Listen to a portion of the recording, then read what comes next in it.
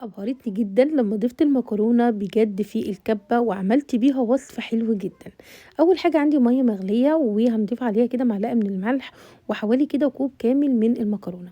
بعد ما اتسلقوا سلق كامل طبعًا طلّعناها بالمصفى وحطيتها في الكبة فرمتها كويس أوي، وضِفت عليهم بقى أقل من ربع كيلو من اللحمة، عندنا بصلة كبيرة مبشورة، فلفل وطماطم، وكمان ضِفت عليهم معلقة ملح، فلفل أسود، عندنا كمون، معلقتين كبار من الدقيق، وكمان عندنا بابريكا، عندنا كمان كركم. بُصّي بقى المكونات دي كلّها نضربها مرّة تانية في الكبة، وبعد كده هتطلع بالشكل اللي أنتم شايفينه ده. عندنا شوية زيت بقى نمسح إيدينا بيه ونبدأ إن إحنا بقى نشكِّل الكفتة بتاعتنا بالشكل ده.